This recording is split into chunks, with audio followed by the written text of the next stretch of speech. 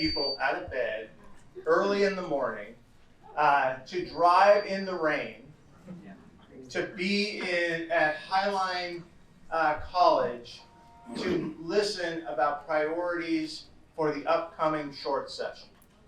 There's nothing better than this coalition. And it brings our business community together, our elected officials, and members of the community that are interested in how we can better our business climate and our connectivity both on the roads and at work. So thank you for being here. Thank you for prioritizing the South Sound.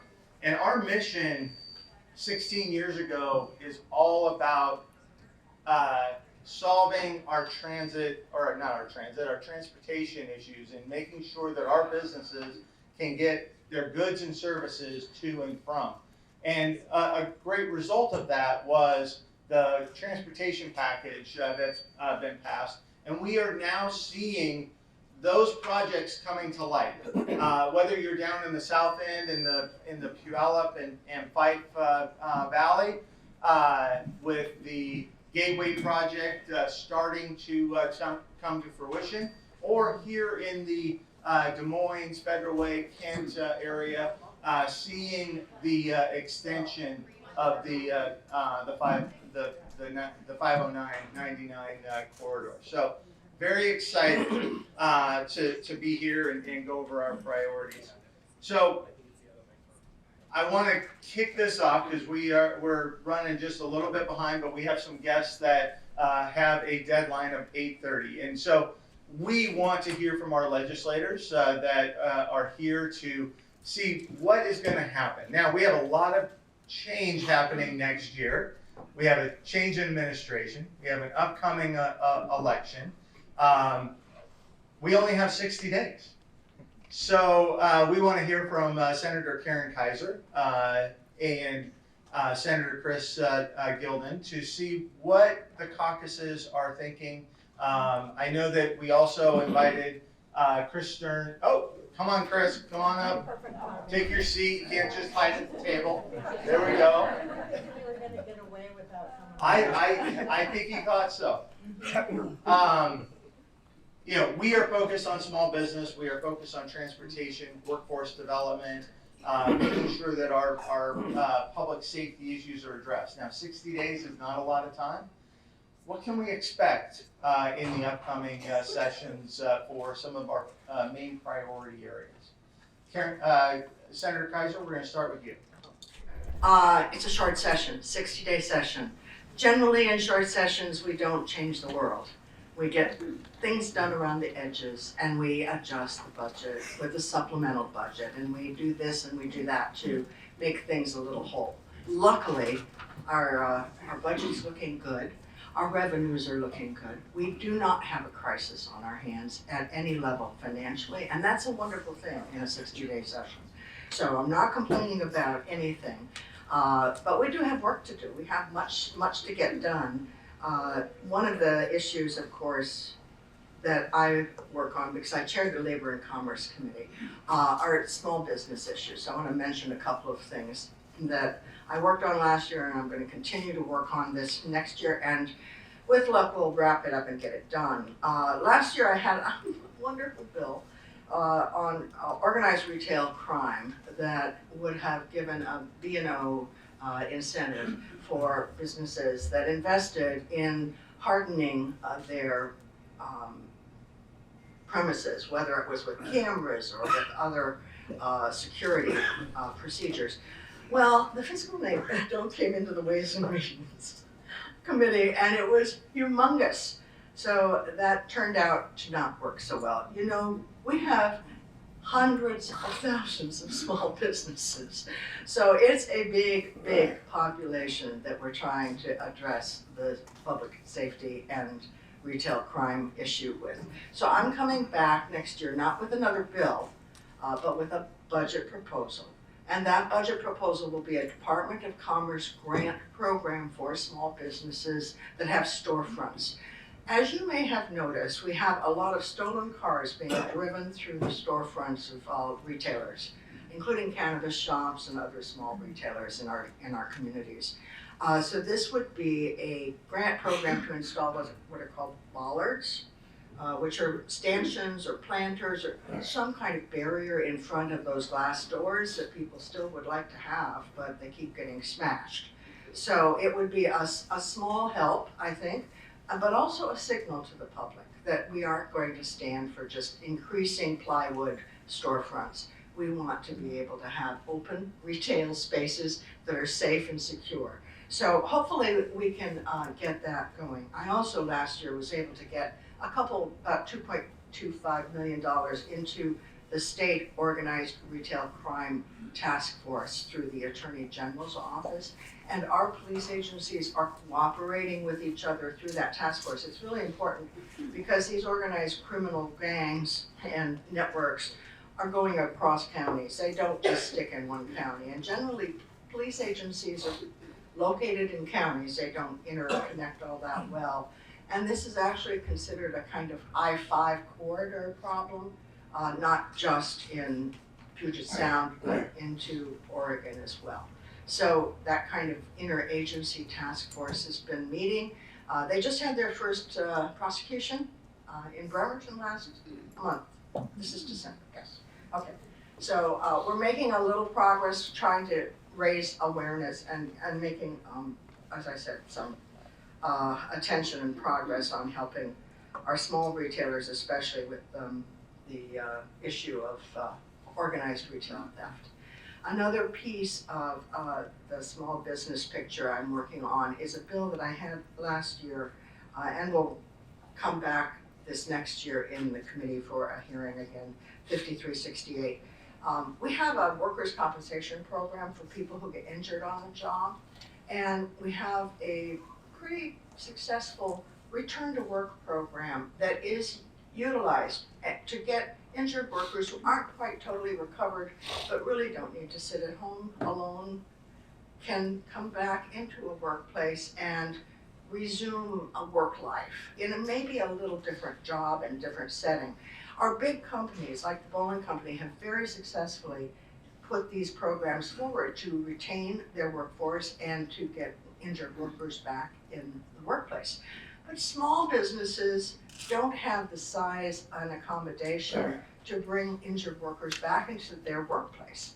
So I've been working with the Small Business Association and others to create a small business program that would allow injured workers who are in recovery, but not totally recovered, to work at a nonprofit of their choice and have a meaningful engagement with the community and with work life, and to reap the benefits of having the reduced cost of the workers' compensation program for the retail or for the small businesses at the same time.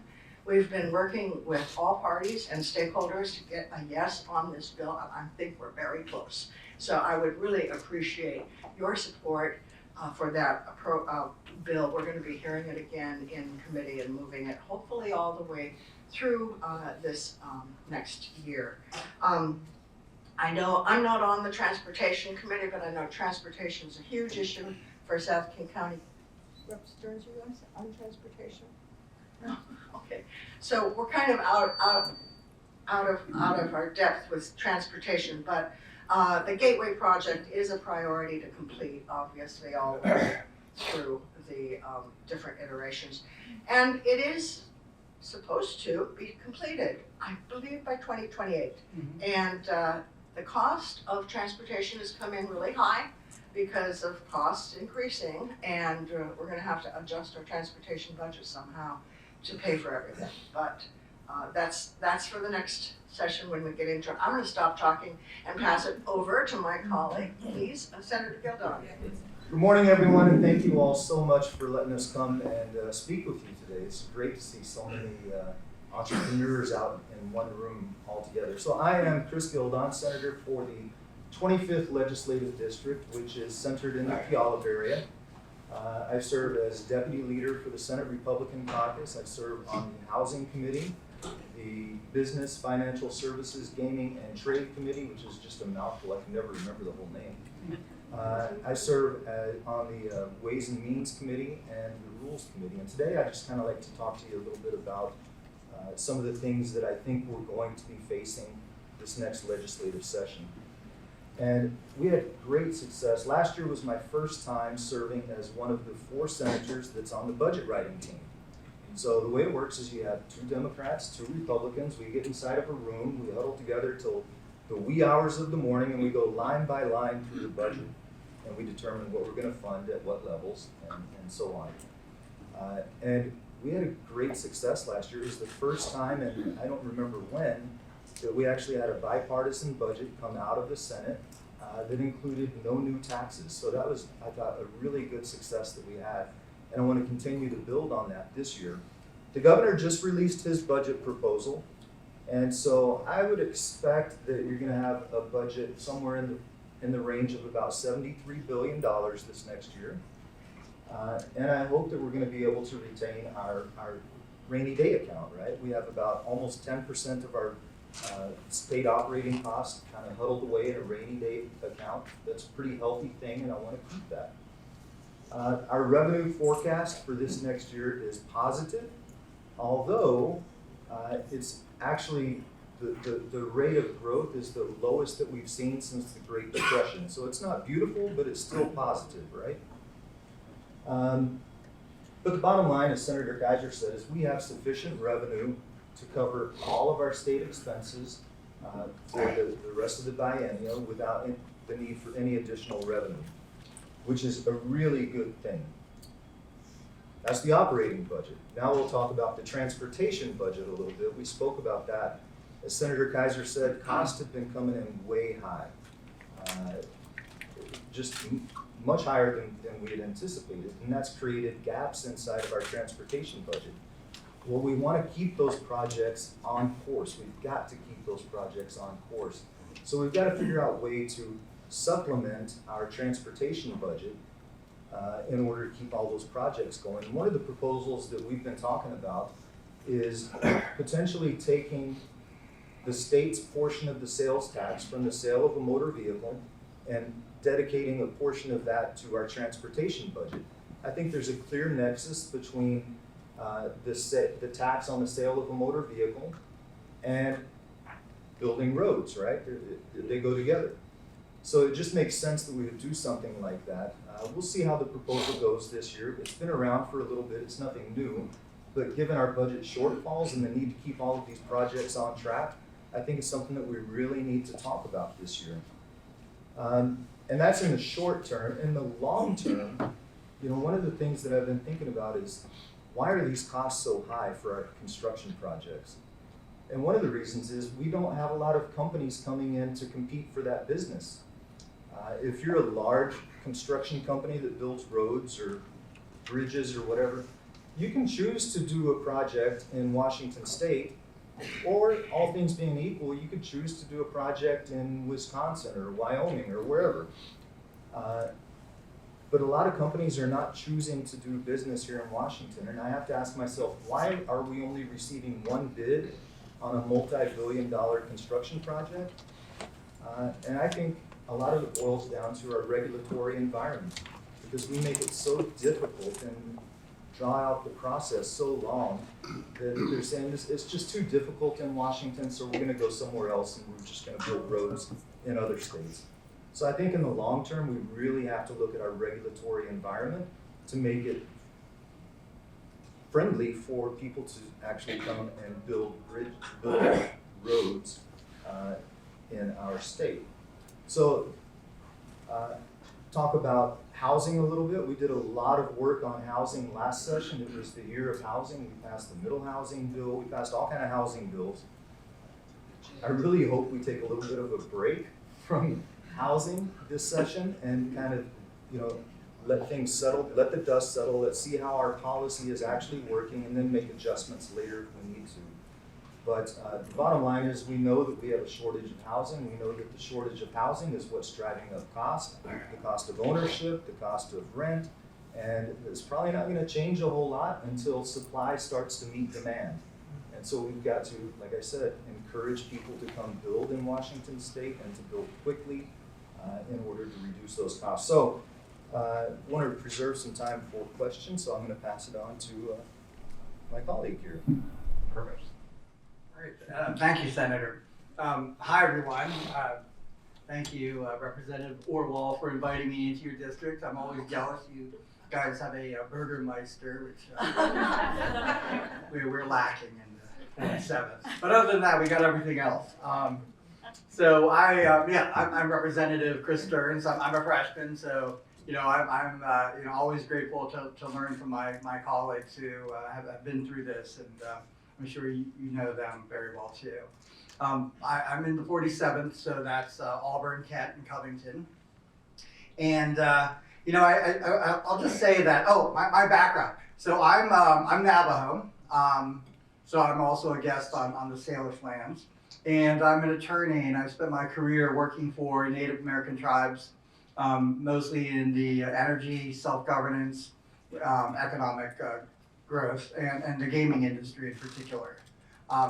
And in the House, I'm on the Capital Budget Committee, and vice chair of the, we have a long one too, Regulated Substances in Gaming. So basically alcohol, cannabis, gambling, whatever you guys do in your spare time. I call it the Vice Committee. Exactly. And then I'm also the vice chair of the State Government and Tribal Relations Committee. And as I mentioned, so I'm learning about how this whole thing works. And one of the things I've learned is, there's never enough money. So, how we're going to fund roads. Roads are just incredibly important. And I'm glad Senator Kaiser mentioned the Gateway project that is going to get completed. And so is the widening of Highway 18, which also will be completed. And those are really important for moving goods and services through the entire South King County area. I'll try to be pretty brief. So I'll just say the one really big thing that I've heard day in and day out has been public safety. And in particular, I know stores in Auburn and Kent have been hit pretty hard. Unfortunately, it's kind of a regular thing that you see on the news. And I know that we're really wrestling with how can we help protect businesses. So at the request of the city of Kent and a couple other cities and the Association of Washington Cities, one of the things I'm really considering doing is introducing a bill that would work around the existing sales tax for public safety. So in the current law, cities can put that public sales tax out to a vote of the people. And what they're asking is for the ability of their city councils to make that decision. And they feel that that is probably the quickest and the best way to raise money for law enforcement officers, for courts, for public defenders, basically anything touching the criminal justice system. But the primary ask is for more police. And so, it's probably not the greatest thing in terms of if I could wave a magic wand, but I mean, the need is so overwhelming. Just the numbers I've seen, for instance, for the city of Kent, is that they do not have anywhere near the number of officers they need. I know when I've gone to businesses in Auburn, unfortunately, they're talking to me about 911 response times.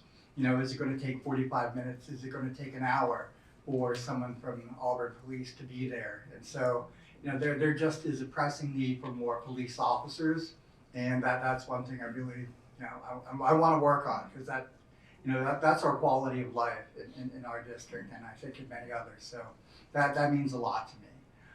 The second thing I'll mention is that as I've worked over the years with tribes to help build their economies and strengthen their governments, one of the things that they've really emphasized lately has been getting more of their people into the workforce. As you can imagine, some of you have probably heard about the boarding school experience. It wasn't the greatest thing. So there's sort of actually this aversion to some forms of secondary and even post-secondary education. Now tribes are saying, wait, we need to work on this. So they've asked for help on getting Native Americans into apprenticeship programs So I have a bill that will help Native students, Native young people get into state registered apprenticeship programs and a couple federal ones, which are maritime, because fishing is so important out here. Yeah, and the last thing I'll mention is transportation. Going back to that, the roads the costs are definitely higher than we thought. Part of that is something that I worked on too, which are the fishing, the culverts for salmon. And we'll continue to work on finding, working with the tribes to see if there's a way to, kind of move through the court order that everyone's under, but also, not have an extra $3 billion really push out projects that we also need. So I'll be glad to answer questions too. And thank you for having me. Sorry I was late. No problem, no problem. Appreciate your time. We know that we have an 8:30 deadline for some of you to get to your next commitment. Do you have time for one question? Perfect. If not, I'm going to ask it. As a coalition, having a priority list, is that helpful? Sorry, I'm going to turn this thing off. I think my voice carries loud enough. Is that helpful? And if so, how can we be most beneficial and productive down in Olympia with you? A coalition is always helpful. Thank you for getting together, talking together, and working together. If you could come to Olympia and testify on behalf of all of the people in this room on the various proposals that we have and the various options that we have, that would be helpful as well. I appreciate hearing via email or other messages direct from constituents in my district, specifically the 33rd district. But in terms of these big overarching regional issues, it's really important to have a coalition. It's very valuable. Yeah, absolutely. So I agree, coalitions are very helpful. So people often ask me, what is the best way to let your legislators know how you feel? And I'll tell you, we get thousands of emails during the course of a legislative session. I think the record is one day in a 24-hour period, I got over 10,000 emails on an issue. It was a lot, right? So I'll say the most effective way to influence your legislator is to request a face-to-face meeting with them, right? Talk to them face-to-face. And most of us will do that, right? Like if I have a constituent who wants to reach out and talk to me, I'm gonna do my best to meet with them. I spend a lot of time in coffee shops, drinking a lot of coffee. The next most effective way is call them on the phone. After that, I would say write them a personal email. And then the least effective way, I think, is those chain emails that you get. If you just click here to send to your legislator, they're not very effective. And I'll tell you what, my office policy is if I have a constituent who writes me a personal email, they will get a personal response back, right? If it's a chain email, they will get a chain response back. That's right. So always try to contact your legislator, do a face-to-face meeting, get to know them, let them know your priorities, your feelings, your sentiments, and then move forward from there. I will say the opposite. You should never have a coalition. I'm just kidding.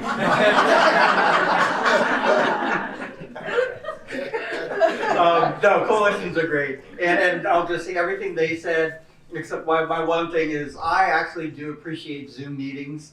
And it's a great way to get a lot of people.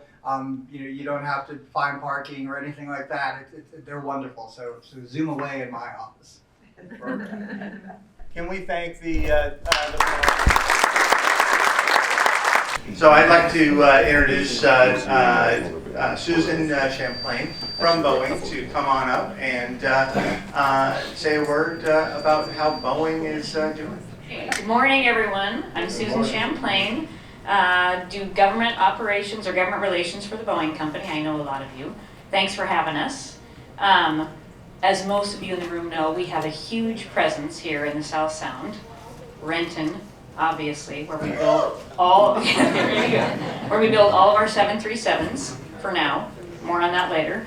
Auburn, where we have a big facility where we build a lot of parts for all of our commercial airplanes. Same in Frederickson, Puyallup, where we do that. In Tukwila, we have our military delivery center, where we deliver the P-8s, which is a sub-Hunter airplane for the Navy and other customers based off of the 737, and where we deliver our 767 KC-46 tanker for the Air Force. So we have a big presence and we're happy to be here. As a lot of you know, we've been through some really, really difficult times the past few years, COVID and the MAX incidents.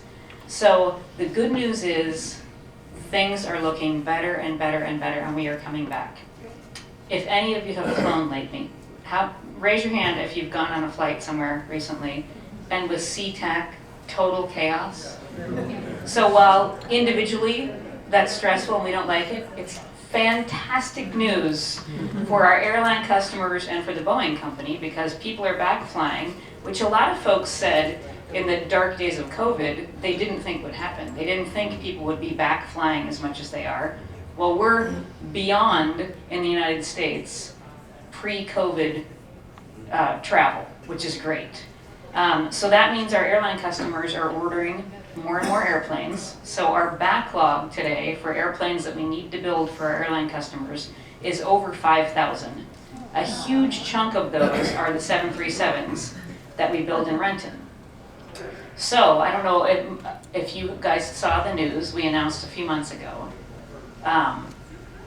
You know, people have said for a long time that the Boeing company's leaving. The next thing they do is going to be out of the state.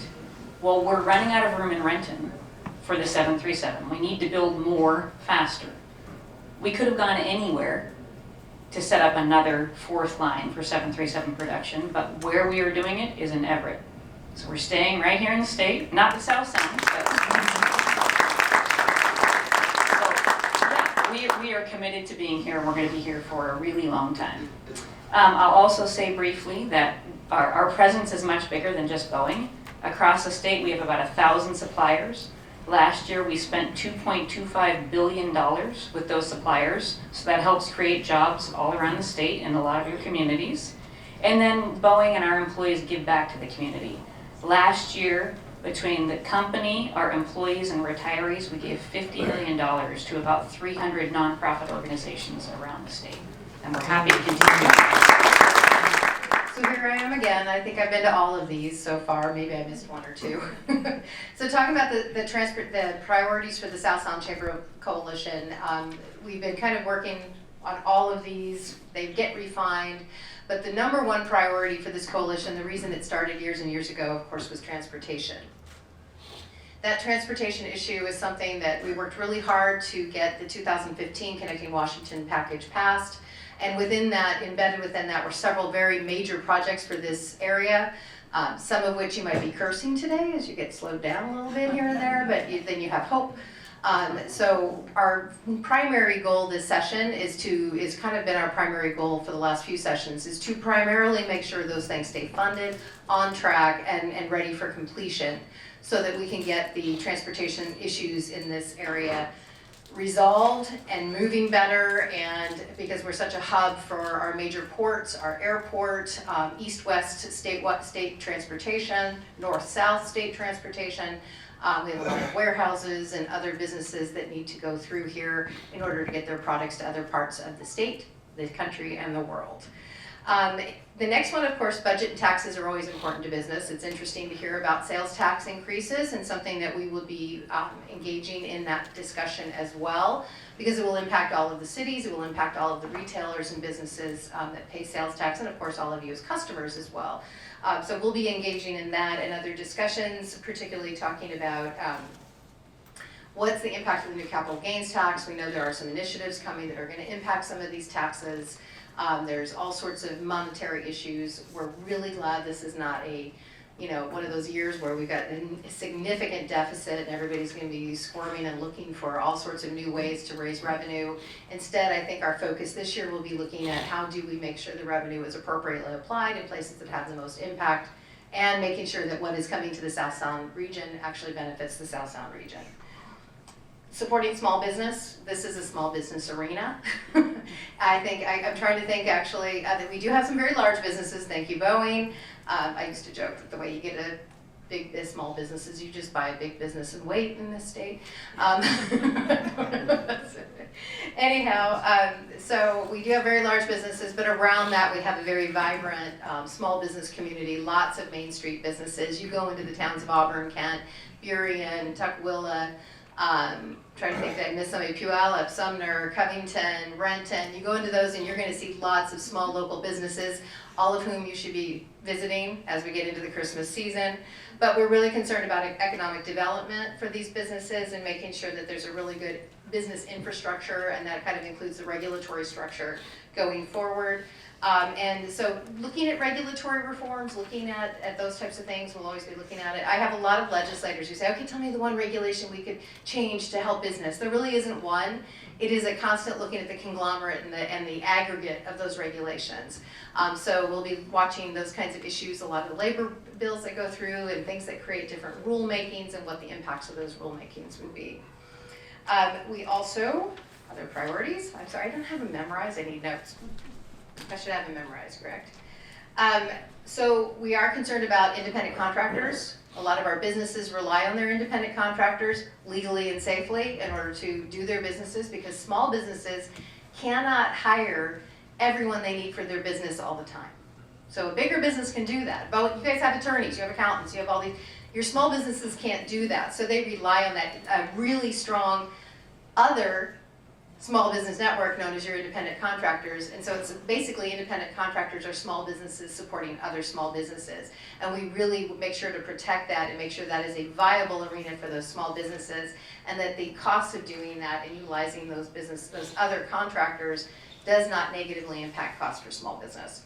We're also looking at the long-term care insurance and whether or not that's effective and whether or not that should continue, and looking at anything that impacts employment-related costs, because labor is the #1 cost and the #1 need for all of our businesses. And when that cost gets to be too high, it can become very difficult. Generally with small businesses, you don't see a lot of layoffs. You're not going to hear about them. They happen one at a time. What you don't see is the growth that you could have had otherwise if you increase the labor costs. So you're wondering why that. There's two things that happen. You drive down the street and you go, why did that business go out of business? Well, probably because their costs got too high for the most part. But the other thing is you don't see the growth. And so when you actually have labor costs that actually match what's coming into that business's revenue, then you start to see growth in that business. You need profit in order to grow. It's the only way it can happen. Education, workforce education is big, looking at the areas of K-12 education, making sure there's sufficient funding, career and technical education and other workforce apprenticeship. Those are big issues for our area. We have big apprenticeship programs here. We are working with all sorts of, how many community colleges? We're at one, so we have a lot of good community colleges doing really good things for the workforce, and they work very closely with our chambers and our businesses to make sure that they are developing programs that help the businesses in their area, and we want to make sure that they have the funding to continue that.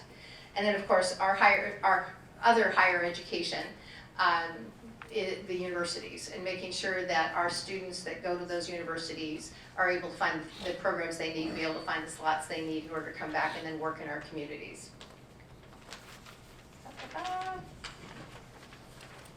Housing, we heard about housing. That is a huge issue in this area, especially as it grows. So we are constantly working on making sure that our housing and land use regulations are reasonable and our builders are able to build.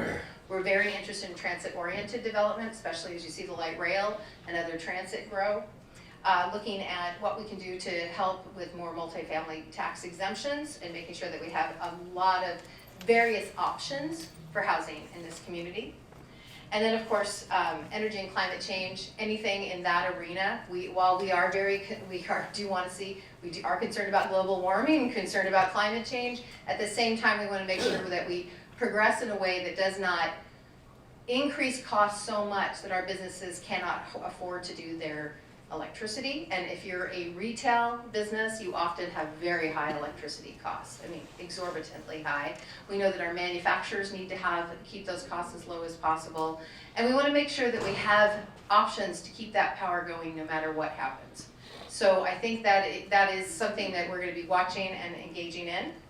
particularly in the area of transmission siting and permitting, and making sure that we do support fuel choice, making sure that there's some redundancy so that if one power source does not work, there is another power source for both businesses and individuals within the community.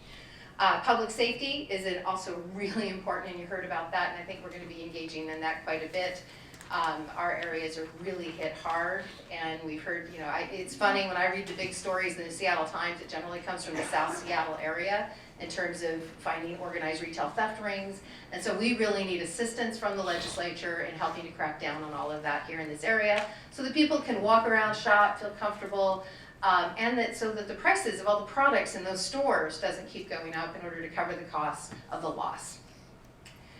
So let's see. I think that, healthcare is always an issue. We're going to be watching healthcare bills.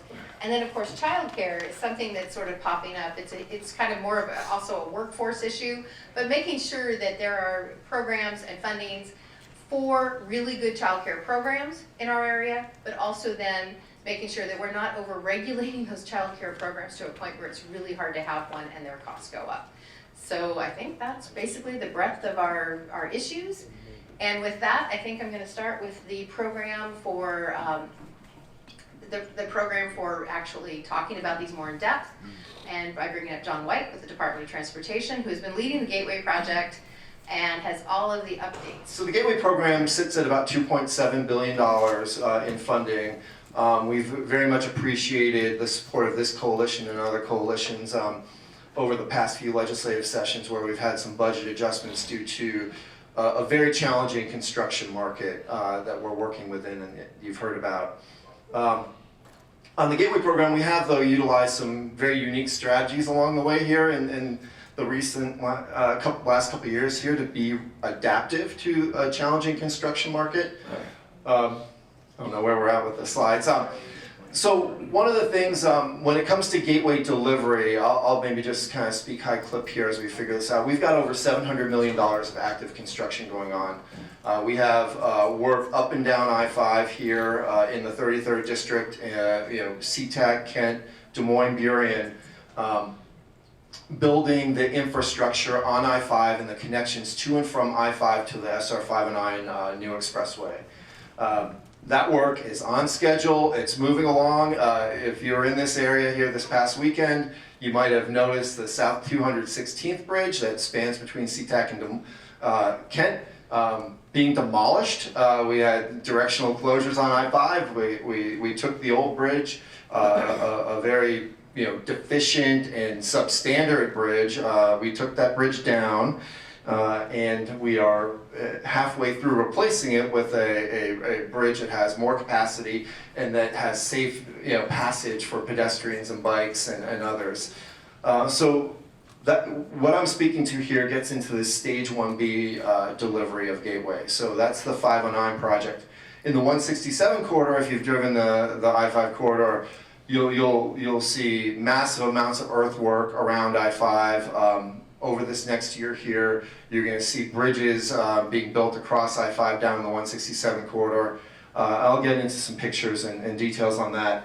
The big thing for Gateway here has been, over the last couple of years, has been trying to effectively move forward with our stage 2 contracts, which are the contracts that complete these new expressway segments and the missing links in both corridors, and adapting to a very challenging construction market.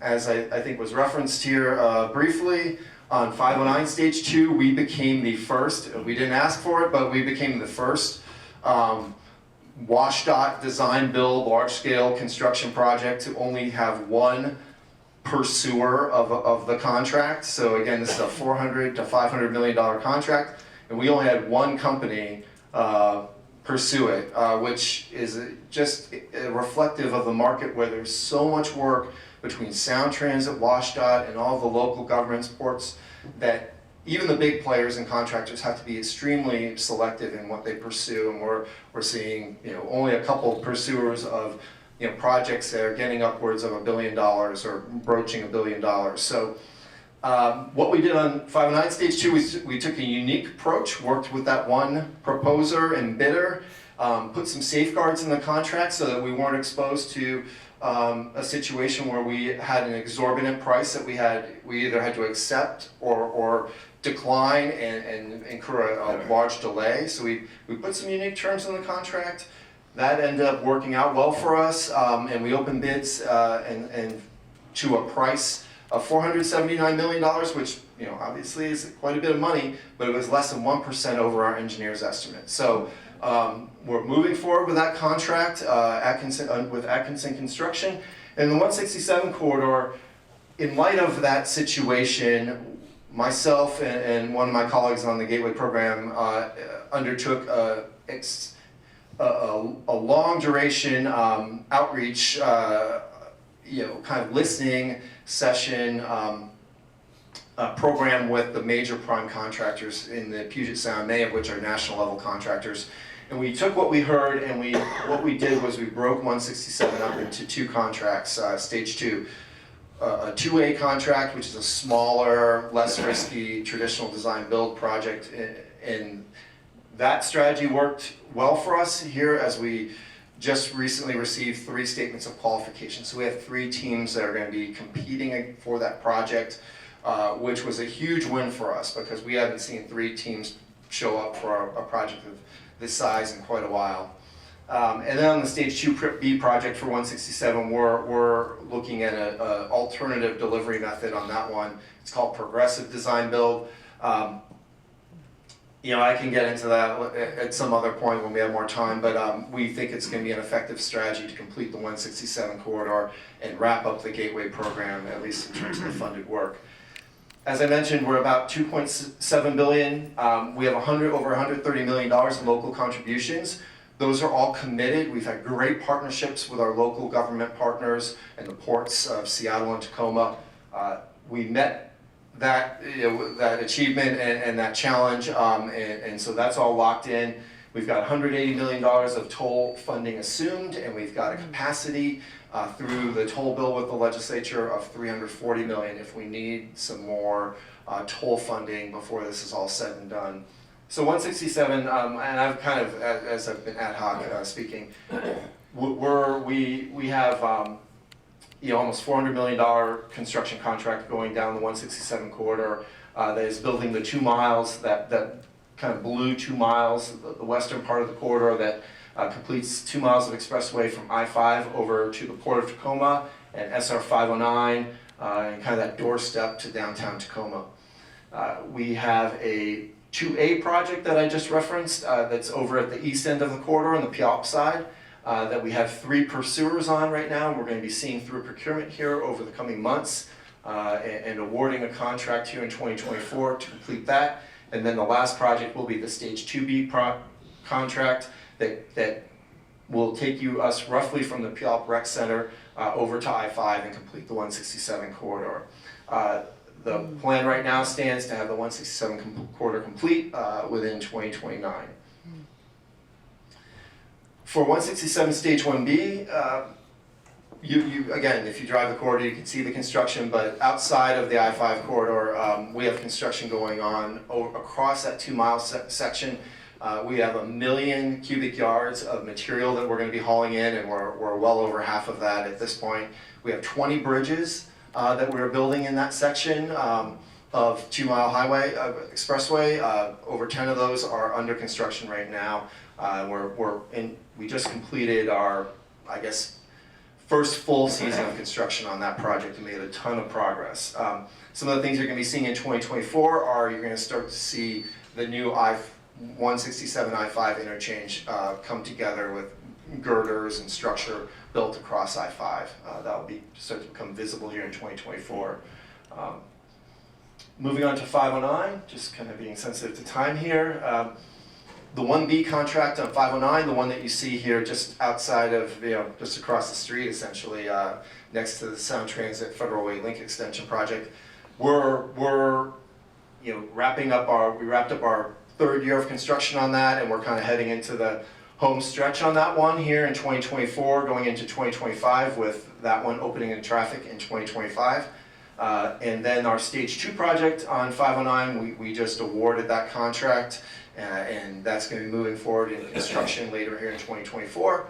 and the 509 corridor is expected to be completed and open to traffic by 2028, as was referenced before. I got a little video here, a time-lapse video.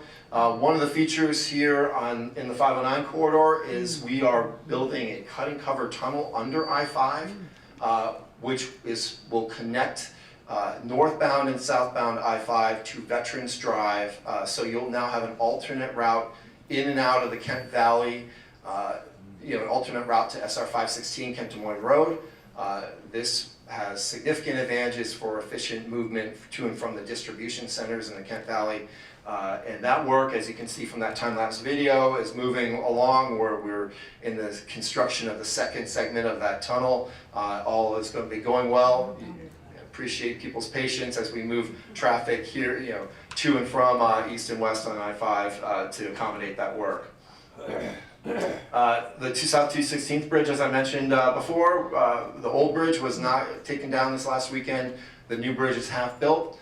And then we're, with the old bridge down, over 2024 here, we're going to be building the second half of the new bridge.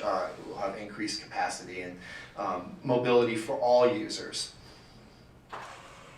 And here's a little time-lapse video of some of that bridge demolition that happened over the weekend construction work where we had the directional closures.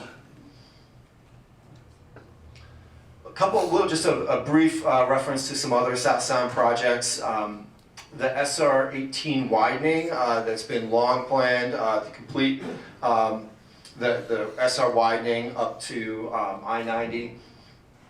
The first project within that widening is intended to be between Deep Creek and Tiger Mountain Summit. That work is planned to begin, at least at this point, in 2026. My Northwest Region colleagues are advancing that project.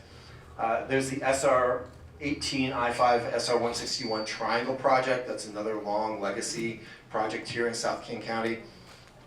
That one was unfortunately in the legislatures having to make adjustments in the transportation budget. That one was, the remainder of the work for that was bumped out by a number of years, and we're engaging the legislature in some conversations about continuing to keep the northbound piece of Triangle on track because it has a connection with us completing 167 and adding new traffic to I-5. So there's a nexus there between Gateway and the northbound piece of that Triangle project.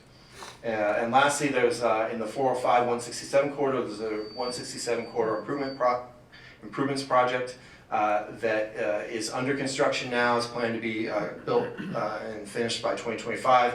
And that involves a variety of upgrades to the toll system as you transition from express toll lanes in the 405 corridor to the 167 toll lanes. And also has a new additional capacity auxiliary lane between SR 516 and South 277th in Kent. So in terms of Gateway, over this next year here, we're going to be working with the Washington State Transportation Commission as we approach implementation of tolling in the first segments of Gateway. That's one of the reasons why we can advance Gateway here and in an affordable way, in a sustainable way, is through tolling. We have the 2 construction contracts that we're building, and we're going to be working towards completing those, and then we're going to be advancing our stage 2 projects here across 2024. So with that, I know we're at time. I don't know if there's time for questions or if anybody has any questions. But I appreciate the time here and am available offline of this. If there's questions that you have, please feel free to reach out. I want to invite our executive directors of our member chambers, Casey Bay, Annie McGrath, and Diane Dobson to the front. We want to focus our attention on what we're seeing on the ground. And we know, again, it's going to be a short session, 60 days. What can be done? So we have a lot of priorities, but we are going to be solely focused on workforce education, small business, housing, and public safety. So I want to kind of go through. I'm going to start with Annie, or Casey, are you okay going third? Oh, yeah. Perfect, all right. So Annie, take us through workforce education. Great, thank you, Terry. Hi, everybody. Thank you so much for joining us this morning. Welcome to the Seattle South Side. We hope you stick around a little while after breakfast, go grab a coffee, walk around this beautiful campus. We just appreciate seeing you all here today and for all of your engagement with our chambers and also with the coalition as well. My name is Annie McGrath. I'm the president and CEO at the Seattle South Side Chamber of Commerce. And I get to talk about workforce and education today, which is an issue that's really near and dear to us here in the Seattle South Side because it is one of the things that we consistently hear from our members as a top priority that we need to work on here in Southwest King County. I did this last year and I'm going to do it again just to kind of get a pulse to see where we're at. How many of the employers here in the room are having issues attracting and retaining employees that are ready to work and want to stay on the job? Has that been an issue for many people? Okay, so I see some hands up. For the people who are having challenges with that, are things getting worse or are they getting better? For how many of you if you look back at last year where you were at, how many of you are having an easier time bringing in employees that are ready to go? Okay, so I see at least one person thinks it's getting better. For how many people is it getting more challenging? All right, so that's consistent with what we're hearing. It's consistent with what we're experiencing at the chamber, and you are not alone. The Puget Sound region is home to a rich and diverse talent pool, and we consistently rank as one of the most educated regions in the entire country. But still, we have a lot of work to do because the demand for skilled and trained educated workers is still outpacing the supply, and that's a gap that we have to address collaboratively. I do want to give a shout out to our host, Highline College. Where are our friends at Highline here? There. Yes. And then I also want to commend Green River College and Renton Technical College. Do we have representatives from our other local colleges here? Yes. Thank you. Yes. Let's give these guys a huge round of applause. These institutions are producing high quality, ready to go graduates across certificate programs and 2-year and 4-year degrees. We love our local colleges and we appreciate all that you do to prepare workers for success in our high demand fields. So thank you for that work. Looking ahead, we see that the growth trajectory for King County is really undeniable. According to the FutureCast projection tool from the Association of Washington Businesses, our population is expected to increase by 200,000 by the year 2030. As we prepare for this growth, the numbers tell a really compelling story. Between 2025 and 2030, King County is projected to have an average of 236,000 job openings annually. That's a lot of jobs. So let's focus on Southwest King County for a moment, where the landscape of opportunities spans a diverse range of industries. We're a hub for port jobs, for hospitality and tourism, for retail, aviation, manufacturing, professional services, logistics, and trades. But importantly, many of these jobs, they offer high earning potential and low barriers to entry. Instead of necessitating a 4-year degree, many of these jobs often require an industry-specific certification. Then we are making some progress, and I want to highlight some of the workforce and education wins from the 2023 legislative session. The 2023 legislature passed legislation strengthening our dual credit programs and expanded Running Start into the summer, so that's a great thing. They also made additional investments in Running Start. They also passed legislation eliminating college in the high school fees, and they've expanded work-based learning and apprenticeship preparation programs where employees can learn on the job, which is really important. But there were some missed opportunities, and with this being a short 60-day session, we hope that the legislature can revisit some of the holdover legislation that will address workforce shortages and make additional investments into education. So what I really want to do is spend some of my time talking today about an issue that significantly impacts our workforce and education, and that is childcare. Increasing childcare access, and we're talking about high quality, affordable childcare access, is critical to meeting the challenges that employers face today when they're attracting and retaining employees, and it's a quality of life issue for employees. Anyone in this room with children and a full-time job knows that our child care system is in crisis. According to AWB, a majority of employers across the state agree, and they say that the lack of childcare options is a top 10 priority for their employers. 13% of all Washington businesses say that childcare is their #1 priority. So lack of access to high quality, affordable childcare is costing us all.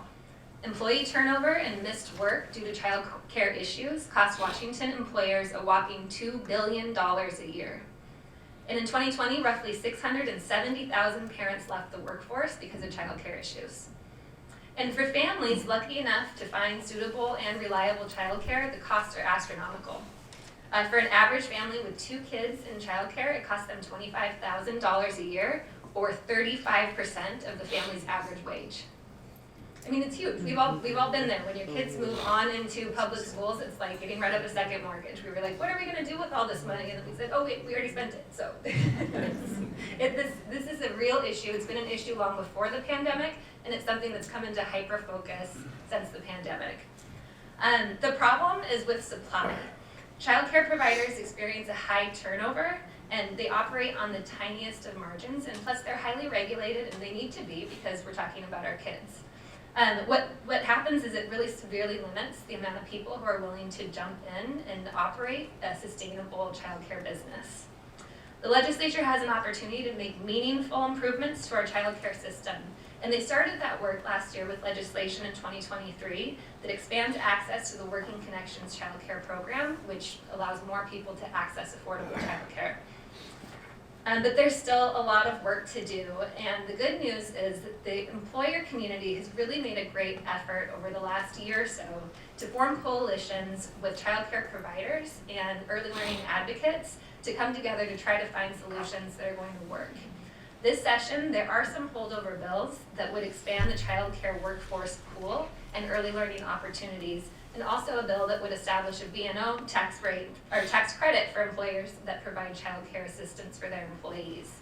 We don't have all of the answers to this problem yet, but the employer community is dedicated to finding solutions and working at the state level as well as at the federal and local levels to get some movement on this important issue. So thank you.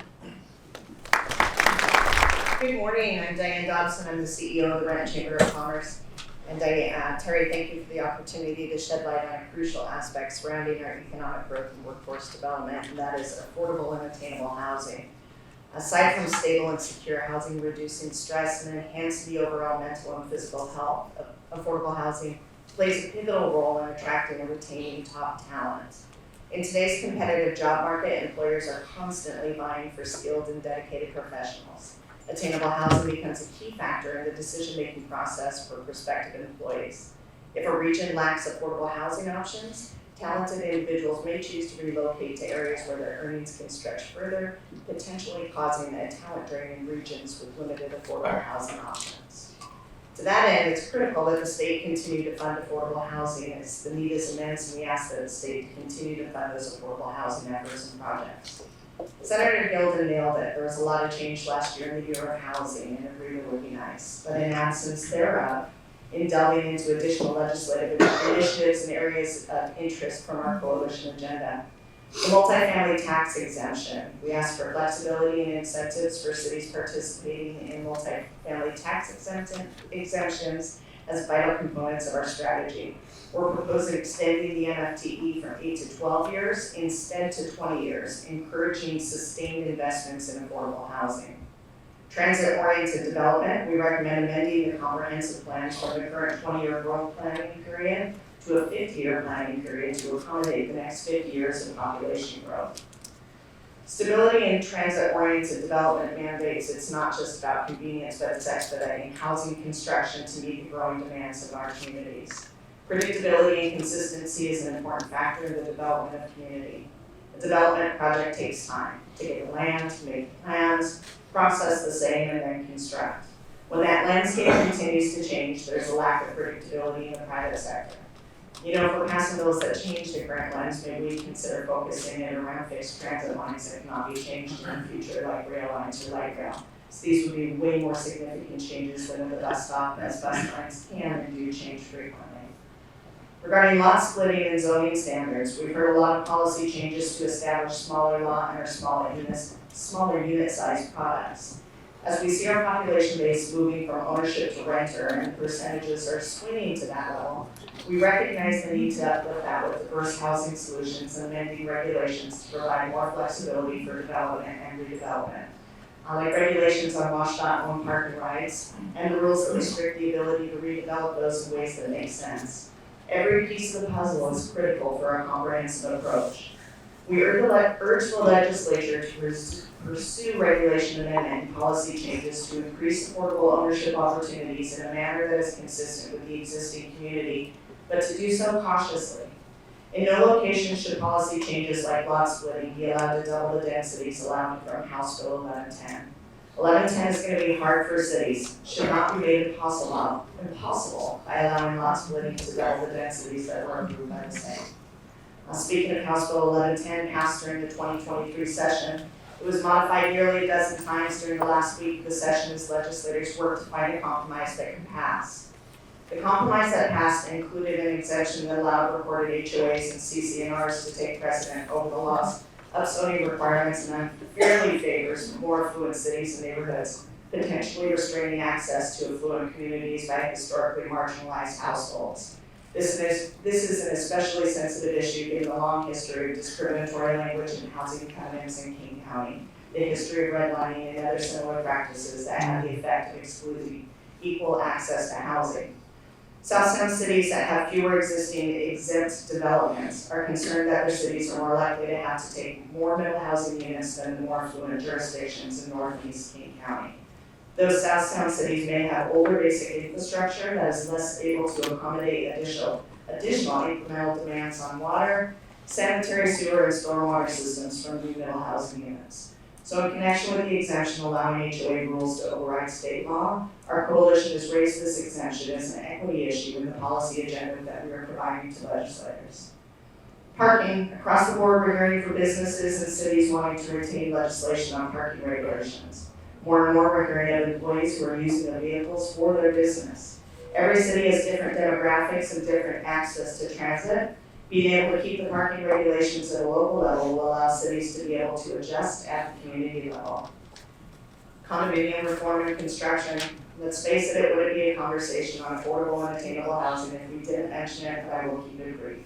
The last legislative session really showed promise, and we're eager to build on that momentum. Maybe consider a two-pronged approach this session, looking at ways to streamline regulations while also finding ways to incentivize condominium construction with supplemental funding coming out of the state. Finally, there have been such legislative strides in the last couple of years relating to housing, and that's great. Really kudos to all of you for doing such an incredible amount of work. Locally, those cities are trying to keep up. The GMA requires all cities in King County and other counties in our region as well to complete a major update of their comprehensive plans no later than December of next year. That's an enormous amount of state mandated work required on top of all of the changes we've seen. So as we navigate the complex landscape of all of this recent state level housing legislation, it is paramount that we take a moment to truly understand the implications at our local levels. The policies put in place, while well-intentioned, need time to breathe, and our communities need the resources and workforce to effectively implement them.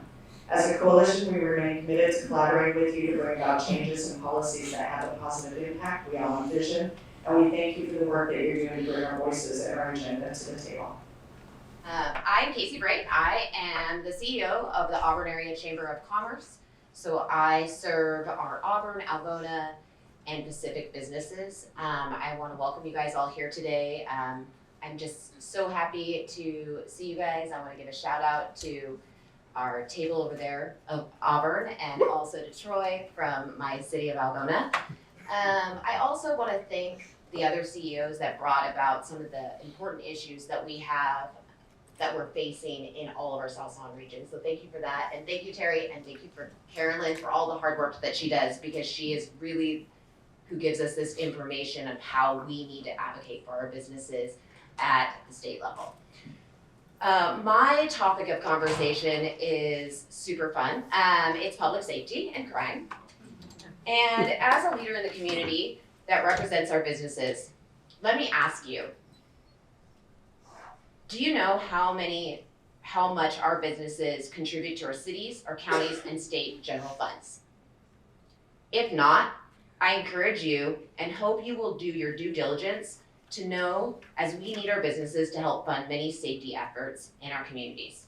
I can tell you that the city of Auburn, more than 50% of our general fund is funded from our business community. Because our business community is so important to the overall health of our communities, I would like to share with you a comment I received from a car dealership this week. This is from one of our largest car dealerships, and he's been an owner and also a resident in our city. We have spent lots of money in preventative measures, including fencing, cameras, key vaults, LoJack on every car in stock. However, the most devastating effect of theft, gunshots in the middle of the day, and homeless people sleeping in the cars is the hit to the employees' morale. I know employees are devastated when we lose a vehicle or sustain damage from vandalism. To top it off, we will pay $30,000 in B&O taxes this year to the city and have only experienced more safety concerns and crime than ever before. What are these dollars doing to keep our businesses healthy and for us and our employees to want to continue to be a part of the community?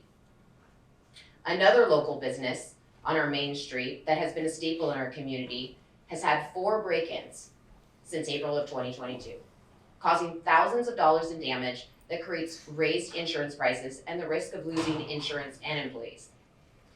This is all after extreme safety measures have been put in place that's cost them thousands of dollars. A statement from the owner that sits with me on a daily basis when I think about the crime in our communities is, why would we stay around for another 43 years if it's going to continue to be like this? I've heard endless stories like this from businesses all around the South South. This is a legislative issue. We need to fix it. We currently see this in regards to vehicle pursuit. The prohibition against pursuing for any property crime emboldens the criminal element. That is one of the main factors in the staggering increases in vehicle theft, burglaries, and property crime. Criminals are very well aware of this, that they can just drive away from the police, and there's nothing they can do to stop them. We have seen an increase of over 3,500 more cases in the King County Judicial Court over the last year. However, the county is looking to cut the judicial court budget by 11% next year. I believe this would further erode filing felony property crime cases and forcing them to be filed as a misdemeanor, raising the cost and most likely raising this cost to the city and most likely our reoffense rate. Furthermore, victim voices are lost in the court system. Limited advocacy for our victims create uneasy citizens that feel like the only way to protect themselves from being reoffended is taking measures into their own hands. This frankly doesn't create a safe environment, especially when trials are speedy. On average, a murder trial in King County takes 2 to 3 years just before reaching a jury. We need state level support for our court systems, as the turnover of judges is at an alarming rate, and new judges lack trial experience and education on state laws that are happening rapidly every year. Judicial education is needed. Let me leave you with a few stats that you can think about this legislative session and beyond. According to crimegrade.org, Washington State crime overall grade is a D-. Violent crimes a C, property crimes a D+, other crimes an F. A crime occurs every 44 seconds in Washington State. Think about it now. How many crimes have happened since you've sat here today? King County overall grade is a D-. Pierce County's overall grade is a D-, which is interesting because I work in King County and live in Pierce County. So just walking around with a D-. And just a few of the cities that are represented here today: Kent, a D, Renton, a C, Tacoma, a D, SeaTac, a C-, Burien, a D+, Fife, a D+. Tukwila an F. Des Moines, where we're sitting today, a C+. I do want to give a shout out to Auburn, B-. It must be because I sit on the pack. I urge you to take all the parties, bring them to the table when you are making thoughtful consideration on passing laws that could affect our public safety, and ways that we can use our tax dollars to protect and create safe environments for our communities, including our businesses and employees, so we can thrive and not see our businesses die to crime. So thank you. Thank you again for being here. Thank you to our sponsors, Comcast Business, Boeing, Seattle King County Realtors, Crane Photography, South King Media, and Highline College for hosting us. Have a great day.